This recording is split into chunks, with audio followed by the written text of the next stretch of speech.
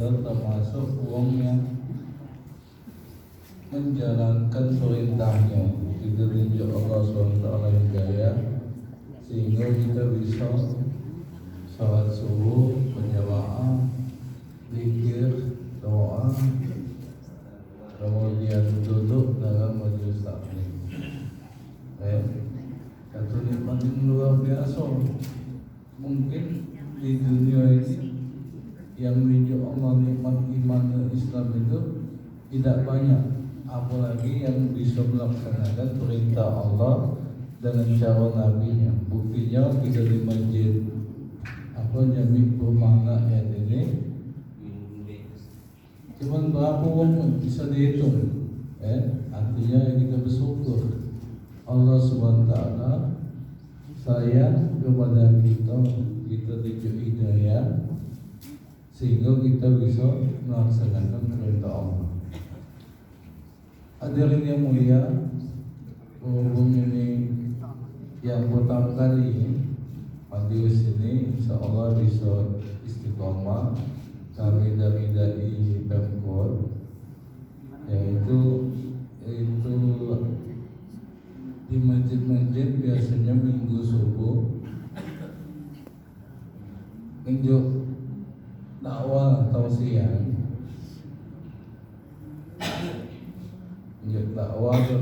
dan itu merupakan termasuk program dari pemerintah Kota Palembang. Bagus. Jadi niatnya mana masjid-masjid ini ramai, ada tausiahnya, dan sejalan dengan apa yang dikatakan Nabi. Kata Nabi, wa idza ma'atum bi riyadil jannah fata'u. Kalau seandainya kamu lewat di taman-taman surga, maka mampir ya. Lewat di taman surga, siapa yang tidak mampir? Maka sahabat bertanya kepada Nabi, ya Rasulullah, wa ma riyadul jannah? Ada di dunia kan taman surga itu kan hakikatnya ada di akhirat. Di dunia ini tidak ada. Taman-taman dunia ini jauh bandingannya dengan taman surga yang ada di akhirat. Maka sahabat bertanya, wa ma riyadul jannah? Maka Rasulullah mengatakan, ila kudzika, yaitu wong yang kumpul membentuk halaqah atau majelis untuk mengingati Allah. Ya baik itu majelis zikir bareng, kemudian majelis taklim juga. Kenapa majelis taklim ini kita makanya dalam majelis taklim itu yang penting firman Allah, hadis Nabi. Jadi ingat perintah Allah, ingat perintah Nabi. Intinya ingat kepada Allah. Dan suatu majelis dikatakan besar di sisi Allah SWT itu adalah yang di dalamnya mengingatkan kepada Allah dengan firman Allah, dengan hadis Nabi. Jadi nasihat dari Allah melalui firman-Nya dan juga hadis Nabi yang disampaikan Nabi, tapi juga nasihat dari Allah. Hadis itu kan Nabi itu dari Allah. Makanya dalam Al-Quran dikatakan wa ma yantiqu anil hawa in huwa illa wahyu. Artinya tidaklah Nabi itu berbicara dari hawa nafsu kecuali in huwa illa wahyu, kecuali wahyu yang diwahyukan Allah, yang difirmankan Allah. Sebelumnya karena ini baru pertama mungkin perkenalan dulu kali. Jadi nama Anani Muhammad Iksanur, dulu pernah sekolah di SD Muhammad 6, kemudian melanjutkan di SMP 19, kemudian lanjutkan lagi di SMA 3. Nah kalau waktu itu kapan belajarnya sih? Nah baru habis tamat SMA 3, Anda belajar di Pondok Pesantren Al-Fatah di Jawa kurang 6-7 tahun ya di Jawa Timur. Jadi kalau bahasa Jawa itu baca dikit-dikit ya. Kemudian anak balik ke irigasi Pak Jo ya, di irigasi sini lah dekat Jawa ini. Kalau hasilnya orang Palembang ya, orang Palembang. Kemudian anak ini kondisinya lagi diuji Allah dengan stroke. Jadi ngomongnya agak tidak jelas mungkin, tapi alhamdulillah masih bisa dimengerti mungkin. Jadi stroke-nya ini akibat diabetes dan sudah 4 kali sejak tahun 2020, 2022, 2023, 2025. Jadi intinya mungkin ya bisa diambil pelajaran yang namanya stroke ini. Kalau aku analisa ya analisa itu intinya penyumbatan itu bisa disebabkan macam-macam. Ada hipertensi, ada kolesterol, ada diabetes. Bahkan di Jakarta itu ada dokter cerita penyumbatan di otak karena mikroplastik. Jadi ada cerita karena mikroplastik. Jadi ada mahasiswa umur 21 tahun dia kena stroke, masih muda 21 tahun kena stroke. Dia periksa oleh dokter, darah tingginya bagus, kolesterolnya bagus, diabetesnya bagus. Maka dokter ini apa dia yang menyebabkan dia kena stroke ini ya? Jadi pikiran sampai akhirnya dimasuk ke kamera di pembuluh otaknya, dijenguk apa dia penyebab penyumbatannya. Ternyata di otaknya itu, pembuluh otak itu banyak terdapat tumpukan mikroplastik. Mikroplastik itu plastik yang kecil-kecil. Maka diskusilah dengan ibu, mengapa bisa ada banyak mikroplastik dalam pembuluh otaknya.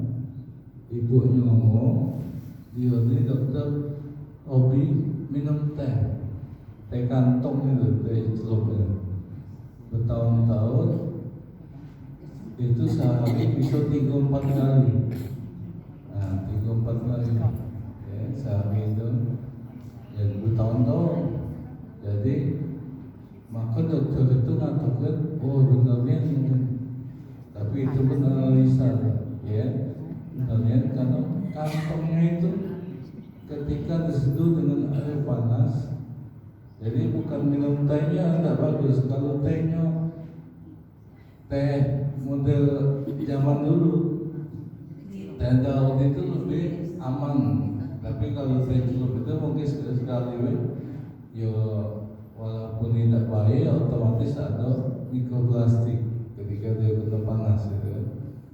Ya, kalau tiap hari sampai 3-4 kali mungkin bahaya juga, akhirnya menyebabkan yang namanya penyumbatan di otak. Bapak Ibu sekalian, yang namanya sehat ini yang dalam agama juga disyariatkan sebenarnya. Kata baginda Nabi, al-mu'minun qawiyun ahabbu ilallah minal mu'minin do'if. Jadi mukmin, orang beriman yang kuat, yang sehat, itu lebih dicintai Allah ketimbang mukmin atau orang beriman yang lemah. Jak kita nak ibadah, tak ke masjid, kan itu butuh kekuatan. Apalagi nak umroh, nak puasa, kan butuh yang namanya kesehatan. Dan kesehatan itu kalau anak analisa ya dari omongan-omongan dokter juga, itu bukan penyakit itu datang tiba-tiba. tetapi itu kumulatif tumpukan kebiasaan kita yang lama. Jadi contohnya, anak besok bangun pagi kena diabetes, gula darah tinggi, itu bukan tiba-tiba mak itu, tapi karena aku masuk aku dulu hobi minum manis itu, minuman Jack Presti, UC 1000, Haji Koko, kan gulanya banyak lah. Nah akhirnya bertahun-tahun akhirnya kena penyakit. Kemarin kawanannya sepondok ada kelas baru kemarin meninggal dan umurnya baru 30-an, 35, karena komplikasi gagal ginjal segala macam. Tapi itu terjadi bukan tiba-tiba, karena kebiasaan dia juga galak begadang, sambil begadang itu minum minuman manis, yaitu extra jos, apa setiap hari dilakukan bertahun-tahun. Akhirnya meledak bomnya, timing bomnya meledak, baru dia kena itu. Cak Anan ini kena tutup penyumbatan karena diabetes itu. Ya karena bertahun-tahun minum minuman manis termasuk kebiasaan makan karbonya banyak. Anak itu kan ngajar malam. Kalau balik ngajar dulu waktu masih dulu itu habis sampai rumah jam 10. Nah jam 10 malam itu makan nasi, bukan 3 piring lagi, apalagi lauknya lemak. Malam ini masak pindang sari 5 piring, 7 piring makan. Padahal malam itu kan tidak aktivitas lagi, akhirnya karbo itu numpuk jadi lemak. Setiap hari cak itu, nah termasuk pagi-pagi itu kita makan karbo itu pagi makan karbo itu kalau uji dokter seharusnya pagi itu kita makan serat dulu, baru makan karbo urutannya, makan buah, makan sayur. Bahkan karbo itu kalau perlu tak perlu, katanya penting buah, sayur, protein, ikan, apa juga macam. Jangan karbo, karena pagi itu kan perut kosong, langsung karbo, akhirnya terjadi yang namanya glucose spike, sugar rush. Itu bahasa Indonesia lonjakan gula darah. Gula darah itu langsung naik. Kalau masih sehat, maka pankreasnya dengan izin Allah dia akan mengeluarkan insulin. Akhirnya gula darahnya turun lagi. Tapi kalau tiap hari gabung lemak itu terjadinya roller coaster, dia untuk naik turun, naik turun, naik turun. Itulah yang tahu-tahu besok pagi kena diabetes.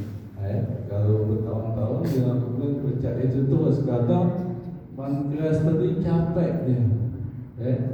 Jadi roller coaster tadi akhirnya terjadilah resistensi insulin. Tidak maksimal lagi dia, tidak baca lagi mengeluarkan insulin. Nah itu. Jadi ini mungkin dia pelajaran baik